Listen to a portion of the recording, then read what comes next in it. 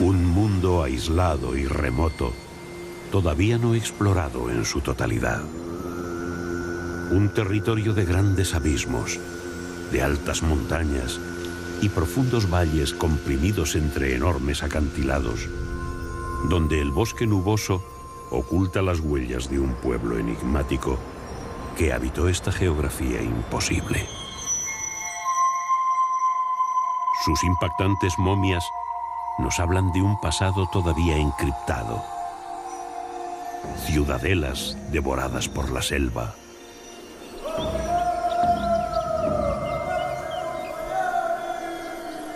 Y misteriosos sarcófagos que desafían al vacío situados en paredes verticales. Son los antiguos chachapoyas, también llamados los guerreros de la niebla. Pero ¿quiénes eran? ¿De dónde venían? ¿Por qué habitaron en los abismos?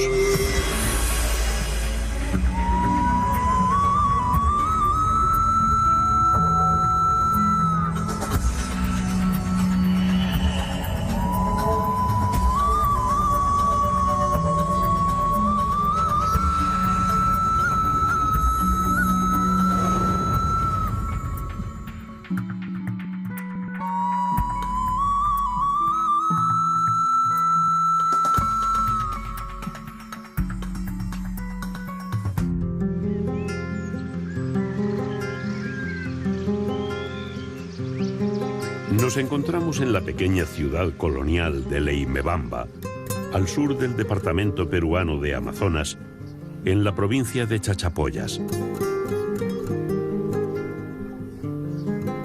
Desde aquí partimos hacia la región de La Joya para llegar hasta los acantilados donde los chachapoyas construyeron sus mausoleos o chulpas funerarias.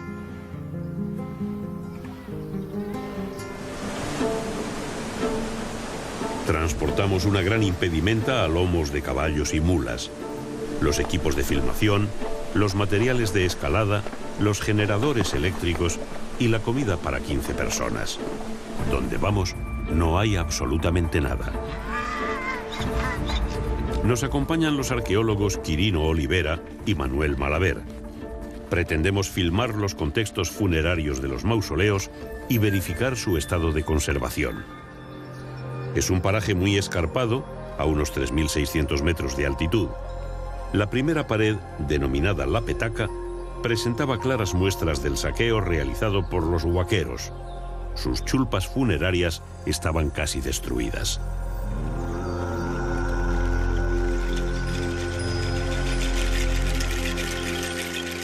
Lo mismo ocurría con los mausoleos de Diablo Huasi. Los huaqueros llegan a todos los lugares arqueológicos, aunque para ello se tengan que jugar la vida.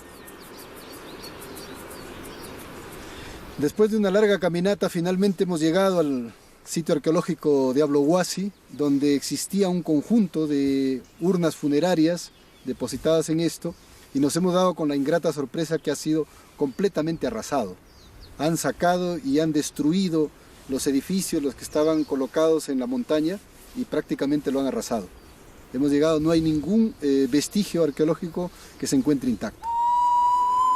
Los chachapoyas, que habitaron esta región entre el 800 y el 1500, construían sus panteones en laderas inaccesibles para preservar a sus muertos. En Rebás podemos observar los diferentes tipos de mausoleos que edificaban. En cada uno alojaban varios fardos funerarios que contenían las momias de sus difuntos. Pero ¿cómo podían realizar estas construcciones en paredes verticales o incluso contraplomadas? Algunos estudiosos sostienen que construían andamiajes de madera y bambú. Otros que se descolgaban con cuerdas desde la cima de las laderas.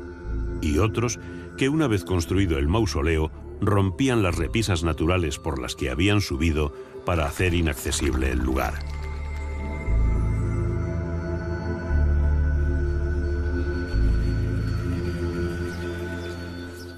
En esta réplica de una chulpa del Museo de Leimebamba, vemos cómo ubicaban los fardos funerarios que contenían los cadáveres momificados de sus difuntos. De esta manera, iniciaban el eterno viaje hasta el inframundo.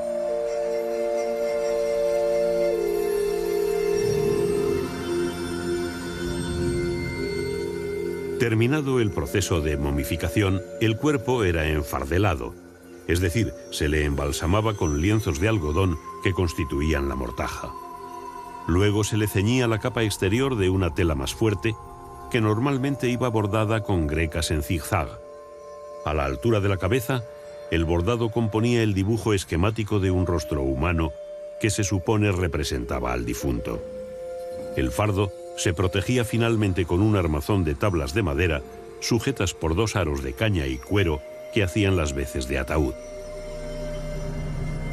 Estos fardos funerarios, de más de 500 años de antigüedad, recuperados por la antropóloga Sonia Guillén en la Laguna de los Cóndores en 1997, presentan un estado de conservación impecable.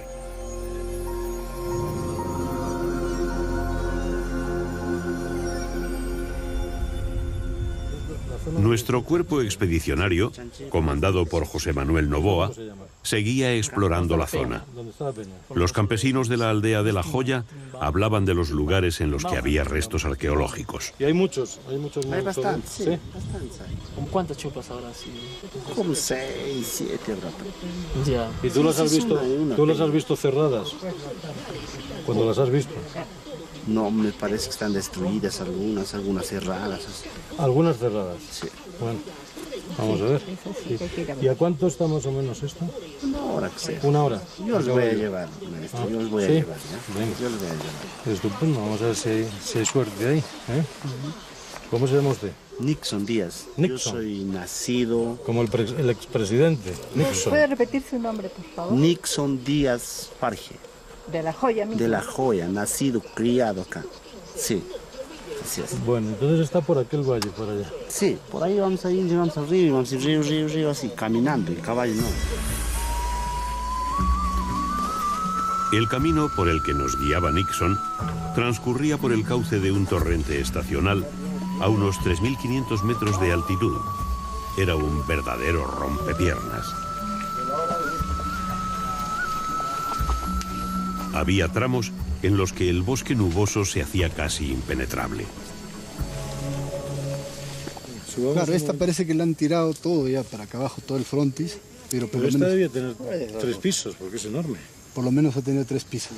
Quizá haya restos todavía ahí, ¿eh? Sí, ahí hay. Están los huesos en la parte de la base, se ve de acá una punta, y lo que te quiero decir es que lo que han aprovechado siempre es el techo natural que tiene en la parte superior. Entonces lo han hecho de 2, 3 pisos, ¿no? La pared de Timbambo parecía tener enterramientos intactos. Posiblemente los temblores sísmicos habituales de la zona habían destruido las fachadas de las chulpas, pero a simple vista no se apreciaban huellas de huaqueo. Y sabes que también me da la impresión que está intacta, José Manuel, está la de la grieta abajo. ¿Has visto? Abajo de la grieta, abajo de Si la sigue la grieta a la mano izquierda donde hay una especie de polvo encima. Sí, esta decía yo. La que está justo aquí delante. Claro, Esa está intacta, parece. esa también está intacta. Sí, sí. A ver un momento, pero bajando la grieta. A la izquierda. Pero esa está, yo la veo más deteriorada, ¿no? No, es natural, todo lo ves intacto. Está. Justo la que está aquí Lo delante. que se ha caído arriba es un desprendimiento. ¿Y sabes dónde está el desprendimiento? En ese hoyo que tú ves arriba. De la grieta a la izquierda ves un hueco. Y esa piedra se ha caído encima del techo. Ahí hay pinturas, ¿eh? Claro. No, pero es acá abajo. Ah, es verdad, abajo. Ese está así excelente, ya. ¿eh? Justo, esa ahí está bien, sí. Pero mira, date cuenta que se ha desprendido la piedra de arriba. Sí. Ahí está la impronta de la piedra y se ha caído en el techo. Sí, el Y está la desprendimiento. ventanita. Sí, el desprendimiento, sí. ¿Ves? Perfectamente. Oye, pues hay más de lo que parece, ¿eh? A simple vista.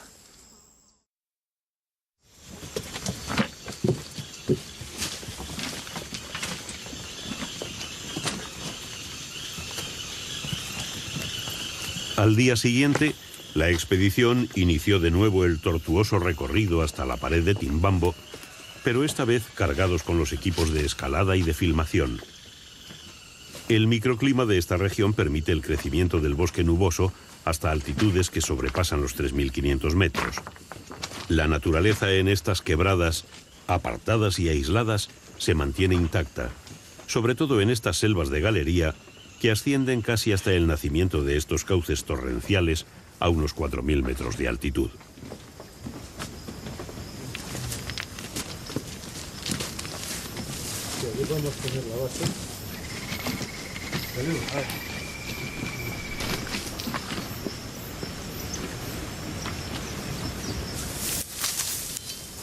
La ascensión hasta la cima del cerro fue muy complicada por lo empinado del terreno y por la maraña forestal que lo cubría. Abrir el camino a golpe de machete fue un trabajo muy pesado. Había muchas plantas espinosas y el suelo, cuando no estaba embarrado, se encontraba colonizado por musgo resbaladizo.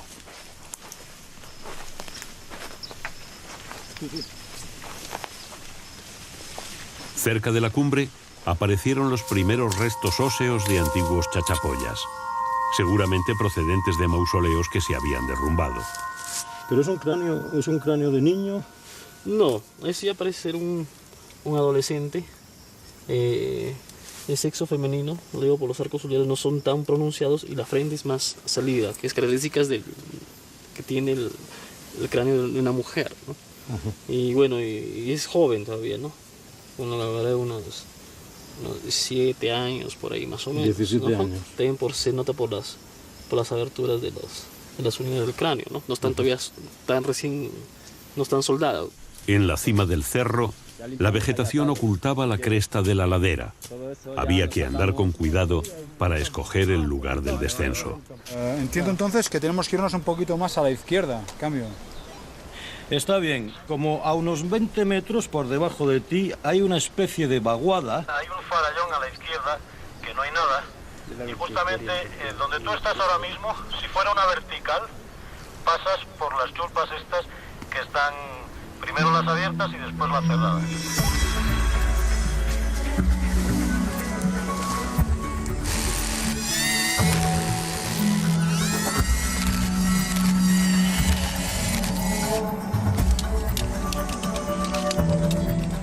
Impresiona pensar que hace más de 500 años, los chachapoyas utilizaron esta pared como cementerio abismal para alojar y proteger a sus muertos. Quizás descendieran por este mismo lugar para construir sus cámaras sepulcrales, pero sin la tecnología ni el material de escalada del que se dispone actualmente. Posiblemente algunos morirían despeñados mientras trabajaban. Todavía no se sabe con certeza por qué alojaban a sus difuntos en estos acantilados. Según el arqueólogo peruano Federico Kaufmann-Doig, buscaban lugares en la piedra donde no pudiese crecer la vegetación, principal causa de la acumulación de humedad, y que al mismo tiempo estuviesen aireados. Las momias se conservaban mejor en ambientes secos.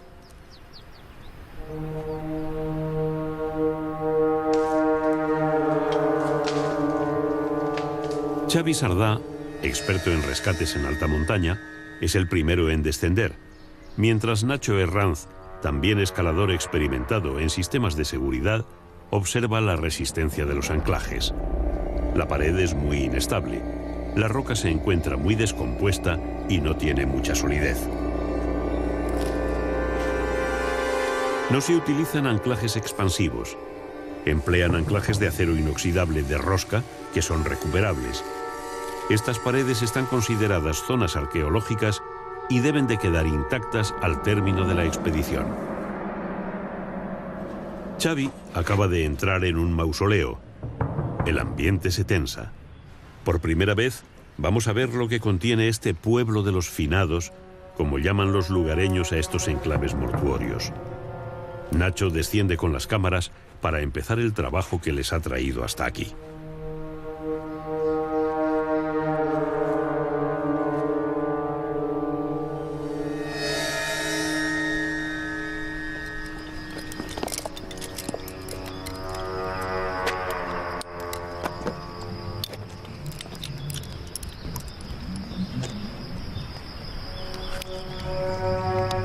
En las repisas, Entre las piedras de las chulpas destruidas se aprecian restos humanos.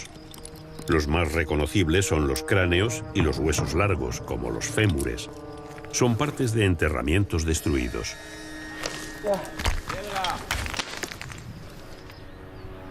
Reina el respeto. El ánimo de los expedicionarios se estremece. Nuestras cámaras van a registrar lo que esconde el acantilado donde viven los muertos. Un espacio sagrado y reservado.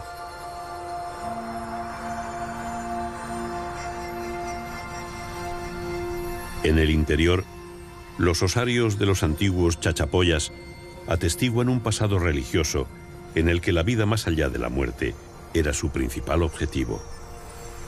Se trataba de un gran recinto excavado en un abrigo natural y luego tapiado. Según el arqueólogo Manuel Malaver, los enterramientos eran de gente común a los que se les daba sepultura casi sin ajuar mortuorio.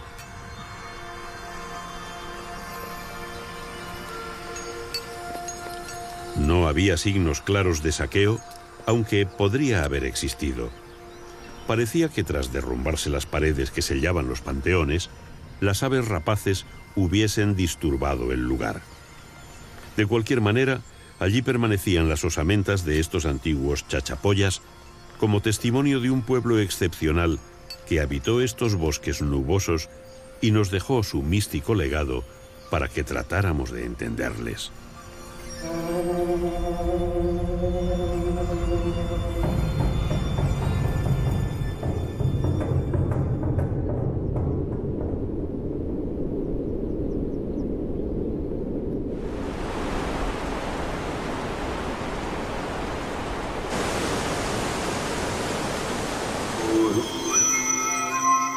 A los personajes de la élite se les sometía a un laborioso proceso de momificación. Era muy importante prepararles bien para que sus almas pudiesen viajar hasta el inframundo y vivir más allá de la muerte. Si se destruía la momia, el difunto dejaba de existir para siempre. Por eso trataban de guarecerlas en lugares inaccesibles o vigilados. En aquella época no había saqueadores de tumbas, pero en ocasiones se profanaban las momias por venganza entre tribus rivales o por alguna afrenta personal. Este era el crimen más abominable entre los chachapoyas.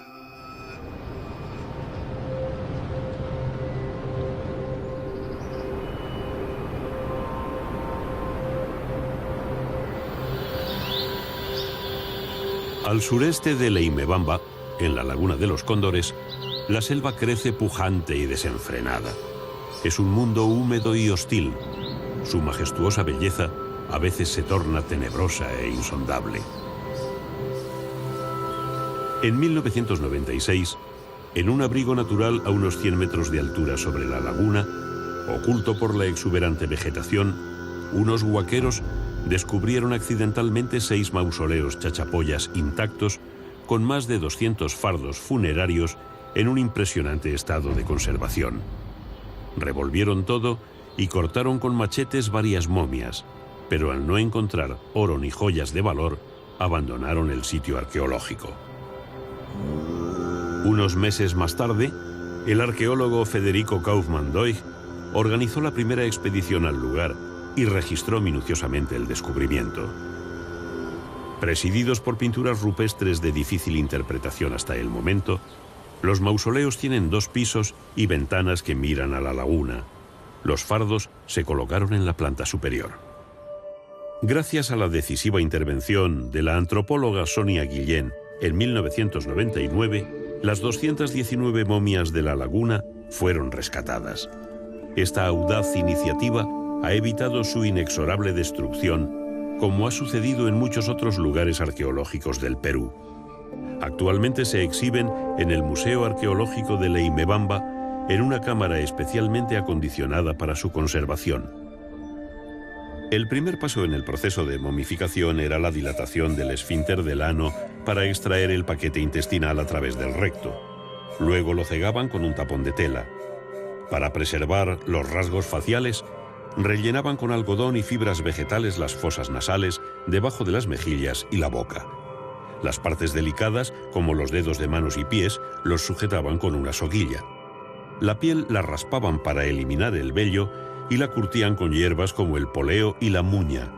Antes del embalsamamiento, rompían las articulaciones de las extremidades y los tobillos para forzar la posición fetal.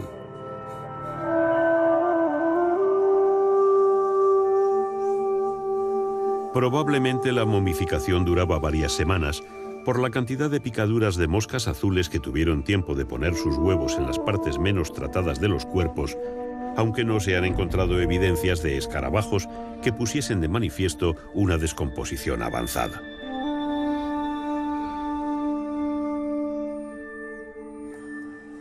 En algunos casos pudieron utilizar la técnica del ahumado para acelerar el proceso de desecación de la piel. Cerca de la momia colocaban bolsas de hierbas olorosas como parte del proceso. Una vez preparado el cuerpo, colocaban alrededor del cuello una tela a modo de bufanda para sujetar la cabeza erguida.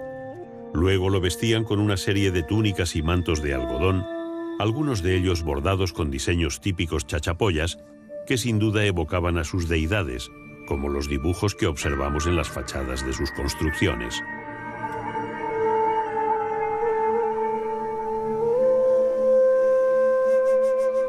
Estas momias son de la última época chachapoyas inca. El uso de estos mausoleos pudo continuar durante bastante tiempo en la época colonial, al ser la Laguna de los Cóndores un lugar remoto y escondido para ser afectado por la llegada de evangelizadores.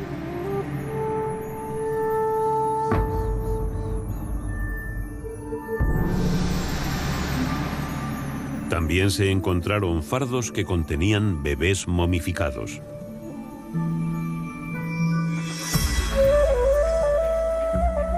Nuestro viaje en la historia continúa hacia el norte. La ciudad de Chachapoyas es un buen lugar para establecer la nueva base de operaciones.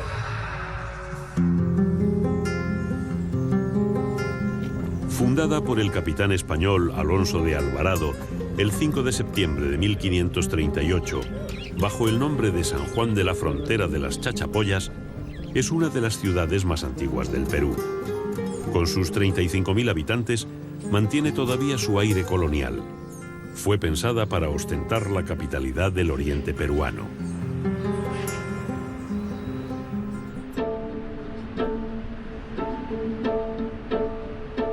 A un centenar de kilómetros al norte de la ciudad, llegamos al río Marañón, el límite septentrional del territorio Chachapoyas.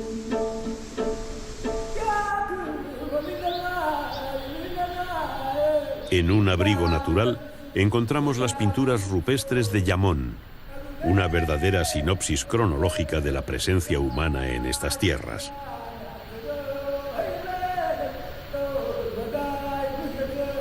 Nuestro asesor científico, el arqueólogo Quirino Olivera, que lleva años estudiando los más de 10.000 dibujos que hasta ahora se han encontrado en las cuencas de los ríos Marañón y Utcubamba, data las pinturas más antiguas de escenas de caza en unos 8.000 años de antigüedad.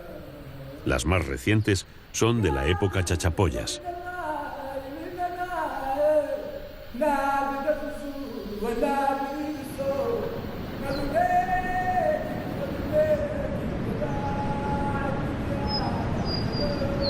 Aquí vivieron los indios chachapoyas más antiguos hace unos 1.200 años. Un enclave lejano y salvaje de naturaleza virgen, en el que se contabilizan más de 20 saltos de agua permanentes que en época de lluvia son mucho más aparatosos. Un mundo perdido cubierto por el manto verde de la jungla y oculto casi de continuo por la niebla. Un territorio poco explorado.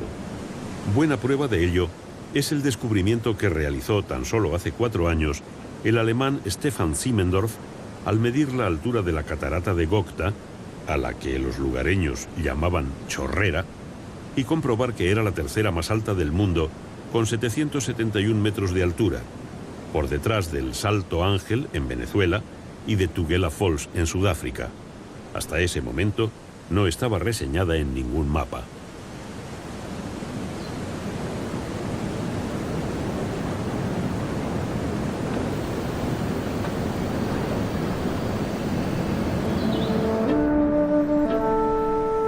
En estos últimos años se han realizado sondeos espeleológicos en las numerosas cuevas que existen en esta región y los descubrimientos han sido sorprendentes. Posiblemente, los primeros chachapoyas eran trogloditas.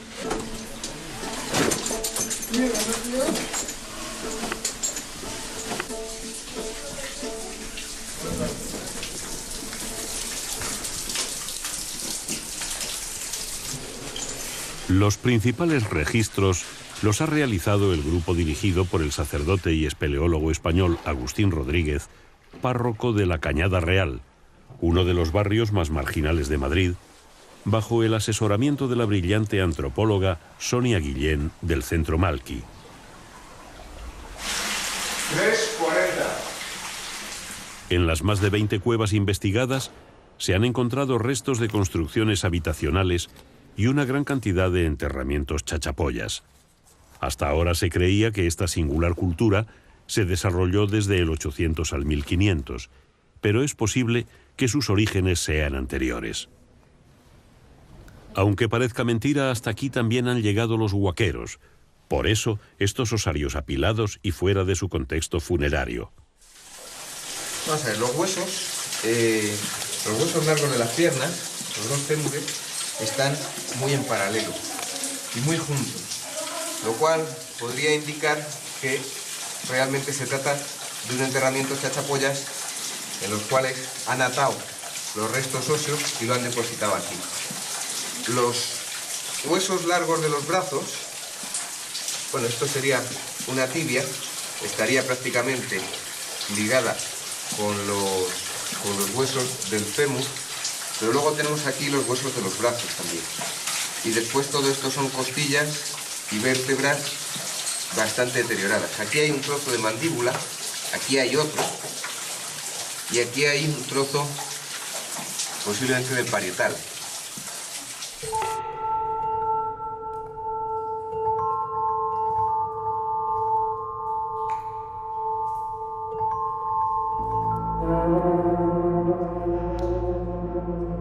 Hasta ahora no se sabe con certeza cuándo y por qué los chachapoyas salieron de las cuevas y colonizaron las montañas. Probablemente siguieron utilizando estas cavernas durante bastante tiempo como necrópolis sagradas.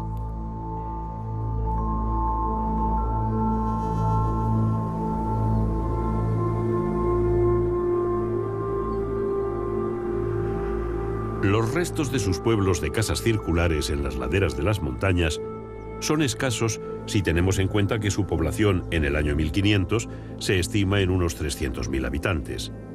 Por eso se piensa que en su mayor parte estas construcciones eran almacenes de grano edificados en la altura para preservarlas de la humedad. Sus viviendas estarían situadas junto a los cultivos y serían más rudimentarias, de materiales más livianos, con paredes de barro y techos de paja.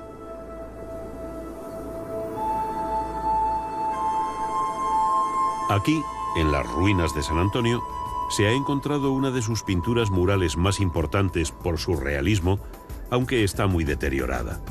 Se trata de una escena de danza en la que se aprecian sus vestidos, tocados y adornos. El cronista e historiador del Nuevo Mundo, Pedro Cieza de León, les llama los indios blancos, por ser los más blancos y agraciados del Perú. Cuenta que sus mujeres eran tan bellas que se convirtieron en las preferidas del Inca. Vestían ropas de lana y llevaban unos tocados que señalaban su origen. A los hombres los describe como feroces guerreros, altos y fuertes.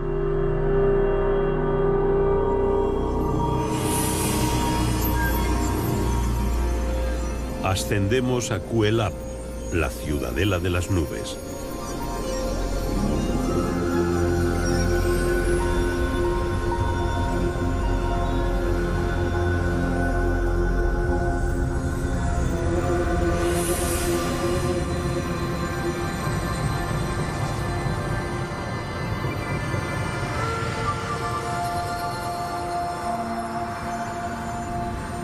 A más de 3.000 metros de altitud, camuflada por el incesante tránsito de las nubes, se encuentra la fortaleza sagrada de los guerreros de la niebla, como también son llamados los indios chachapoyas.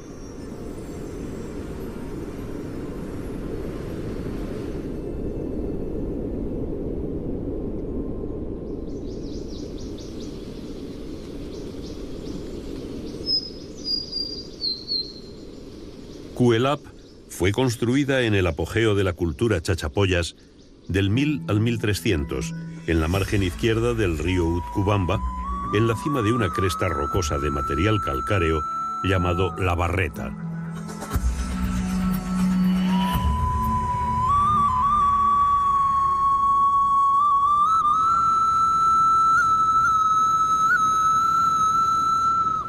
Sus ruinas adquieren un aspecto fantasmagórico, sumergidas en la habitual neblina que las cubre en cualquier época del año. La voraz vegetación que coloniza los antiguos recintos confiere a este ciclópeo monumento una apariencia misteriosa de civilización perdida en el tiempo.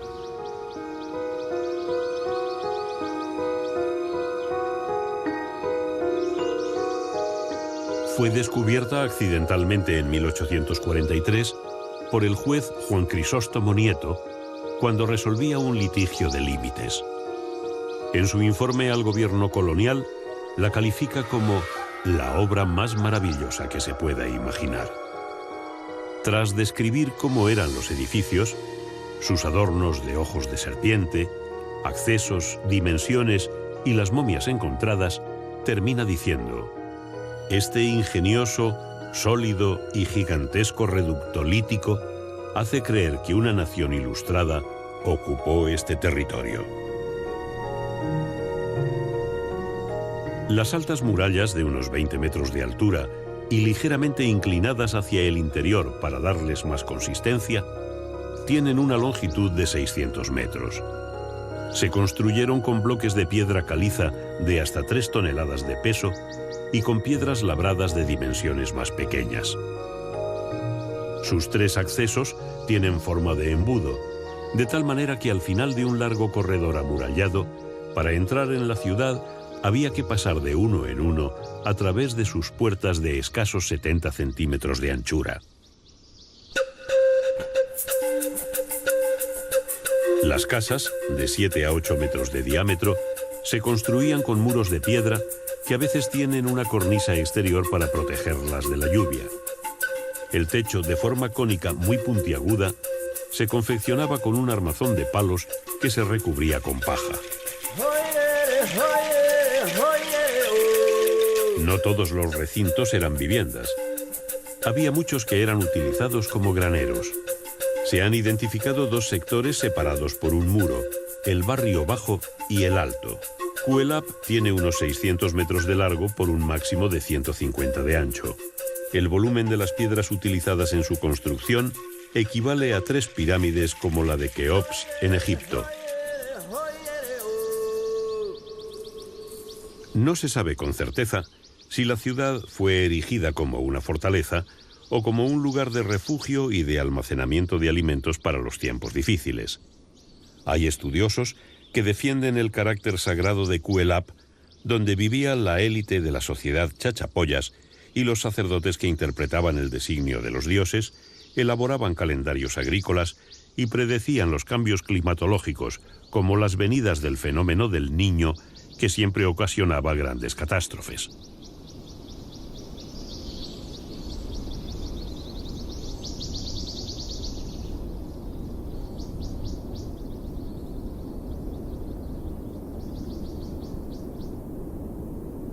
En las viviendas todavía son reconocibles las covachas de piedra que usaban para criar los cuy, o conejillos de Indias, uno de los principales aportes proteínicos en su dieta. En unas oquedades redondas practicadas en el suelo de algunas casas, se han encontrado osamentas humanas, lo que hace suponer que acostumbraban a enterrar a sus familiares en las propias viviendas.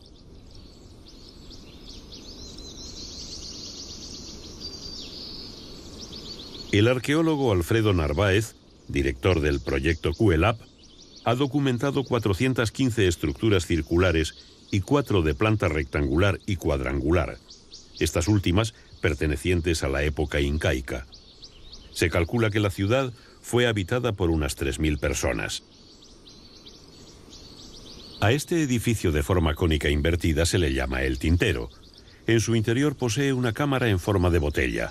No se sabe con certeza qué utilidad tenía. un granero, un depósito de agua o una prisión donde se sacrificaba a los enemigos. Este rostro labrado en su fachada quizás nos dé la respuesta algún día.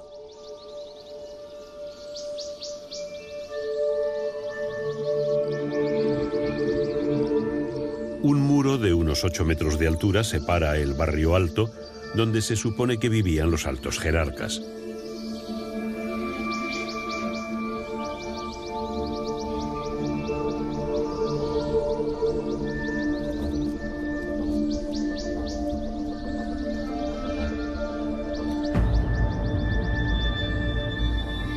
Hay edificios de grandes dimensiones que podrían ser templos en los que, aparte de sacrificar animales, se podrían haber realizado sacrificios humanos en ocasiones especiales, como ante la llegada del fenómeno del niño.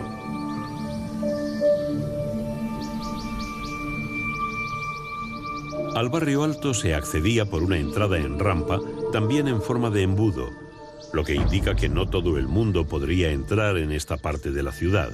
Seguramente tendrían que pasar algún control. Los muros no se construían con ningún tipo de argamasa. Las piedras calizas se asentaban unas con otras gracias a la técnica con las que se labraban. Muchos son los secretos que todavía atesora este coloso de las nubes, que finalmente se rindió al Inca Tupac Yupanqui tras ser sitiado. Los trabajos de excavación continúan y pronto se realizarán nuevos descubrimientos que nos ayudarán a entender cómo era la vida de los guerreros de la niebla.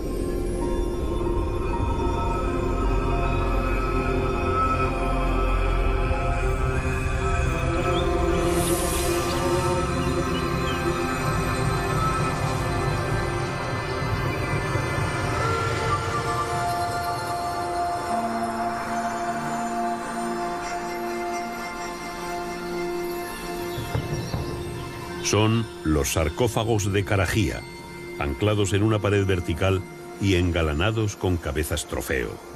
Cada uno contiene la momia de un personaje sin duda alguna de la élite chachapoyas. Llevan ahí siglos mirando a la lejanía con su mirada perdida, que nos recuerda a los Moai de la isla de Pascua.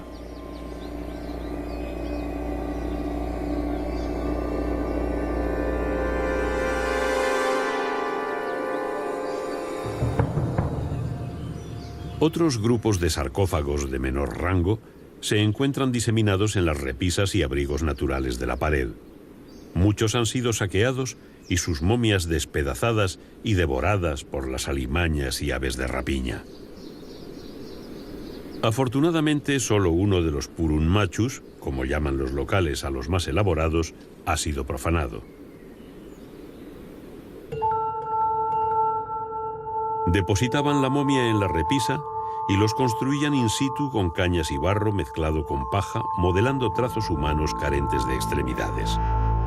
La parte externa la enlucían y la decoraban con símbolos clánicos y religiosos. Casi siempre se encuentran alineados en número de 4, 6 u 8.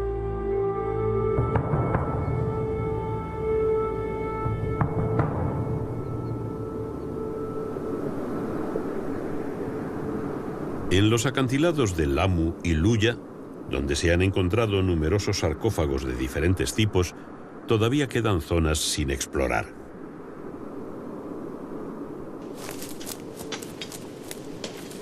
El arqueólogo alemán Klaus Koschmider hace tiempo que investiga estos cañones de Lutcubamba. Con sus 2 asistentes, lleva más de 3 años registrando minuciosamente los recovecos de los grandes farallones. Ha realizado muchos e importantes descubrimientos. Su trabajo de campo es audaz y arriesgado.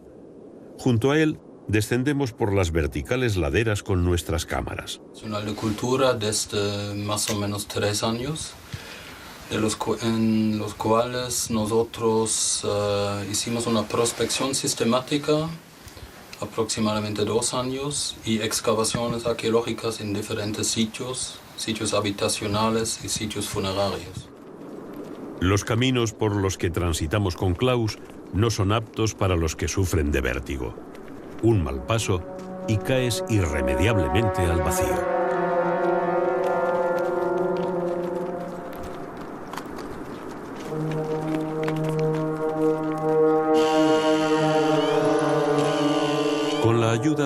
nuestros especialistas en escalada, Klaus accede a algunas cuevas que quería inspeccionar y por la falta del material adecuado no podía hacerlo.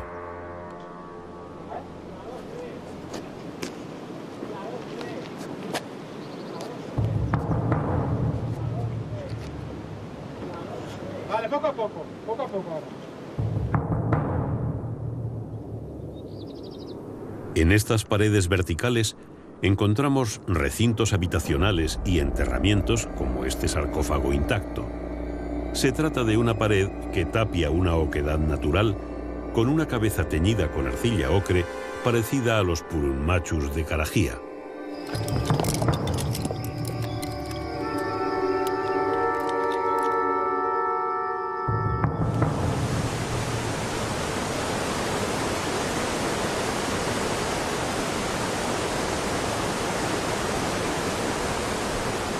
En los acantilados de la margen izquierda del Utcubamba, ascendemos a la excavación que estaba realizando Klaus en esos días. Una construcción alojada al lado de una pequeña caverna decorada con símbolos chachapoyas. Las escenas representadas nos hablan de la utilización de canoas, seguramente para atravesar el río y pescar. También hay figuras esquemáticas de hombres y animales.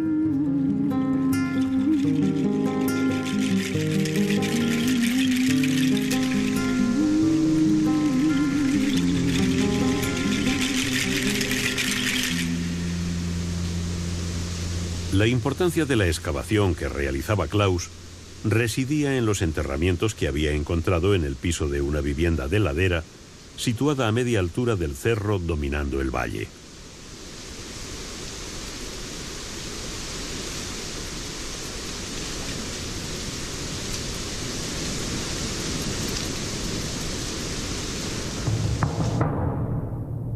El cráneo de uno de los cadáveres había sido trepanado. Los chachapoyas aprovechaban las pequeñas grutas y los abrigos naturales para ubicar sus viviendas. El techo de roca les protegía de las lluvias. Las paredes laterales y la frontal las construían con piedras y barro. Todavía se mantienen firmes las perchas de horquillas de palo que utilizaban.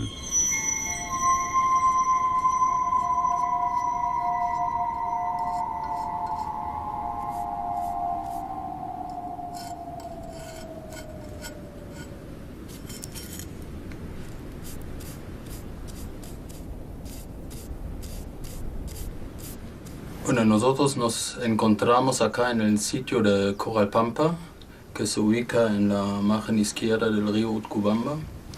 Estamos a media altura del acantilado y aquí tenemos una casa semicircular que funcionó en un primer momento como una vivienda para los chachapoya, pero en el último momento de la ocupación de este lugar, los chachapoya utilizaban este lugar como un sitio de entierro.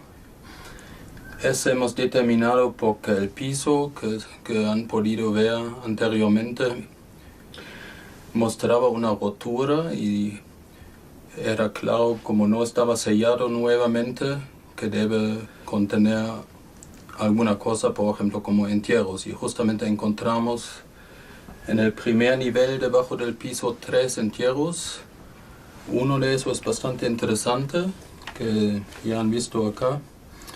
Ese cráneo muestra una fractura en la cabeza y al lado de la fractura tenemos una trepanación que tiene un diámetro aproximado de 2 centímetros y la trepanación funcionó por la causa de la fractura. Posiblemente la persona recibió un golpe con una porra de piedra y por el dolor y las consecuencias del golpe, entonces la gente trataba de curarlo.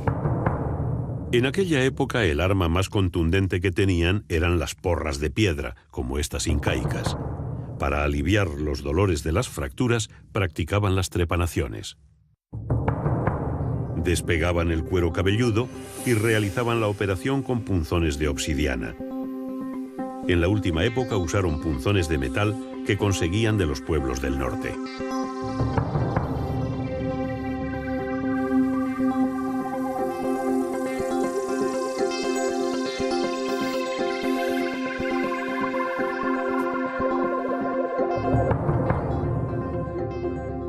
la trepanación funcionó para curar al paciente o a la persona herida, porque claro que tenía bastante dolor por el golpe y trataban de aliviar el dolor poniendo hierbas en la zona fracturada y tenían que abrir el cráneo para tal tratamiento, ¿no? El Museo Nacional de Arqueología de Lima tiene una colección de más de 40.000 cráneos trepanados de las diferentes culturas antiguas peruanas. Era una práctica muy extendida entre estos pueblos. Sorprendentemente, más del 60% de los pacientes sometidos a la trepanación superaban la rudimentaria intervención quirúrgica. En los que seguían viviendo, es fácil de apreciar cómo el hueso había vuelto a crecer y el orificio de la trepanación comenzaba a cerrarse.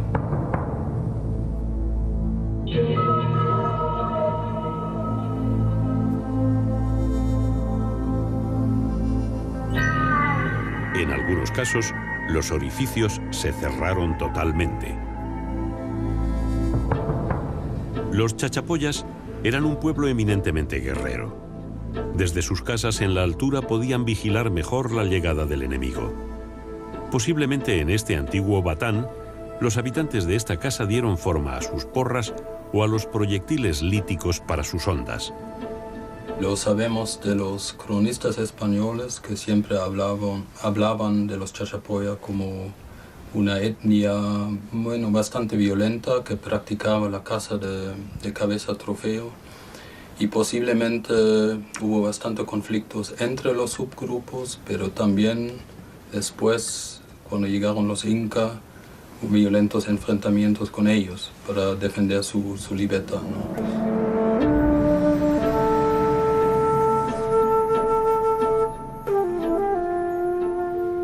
En las montañas y los cañones de la región de Lamu, sobre repisas naturales, guarecidos de las inclemencias del tiempo, se encuentran numerosos grupos de sarcófagos de diversas formas, acabados y dimensiones.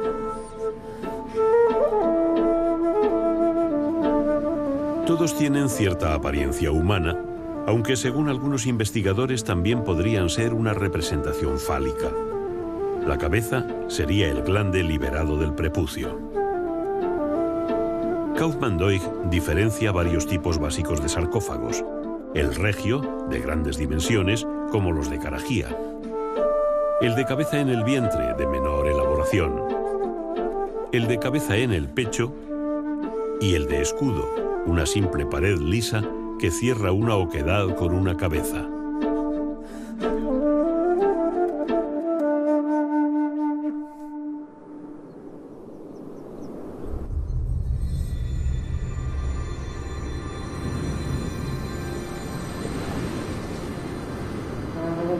Existen dos teorías sobre el origen de los chachapoyas. Hay estudiosos que afirman que procedían de los Andes. Otros sostienen que llegaron de zonas bajas de la selva amazónica. Lo cierto es que fue una cultura sorprendente, sobre todo por sus manifestaciones religiosas de culto a los muertos. Sus arraigadas creencias en la trascendencia después de la muerte hicieron que se convirtieran en los arquitectos del abismo.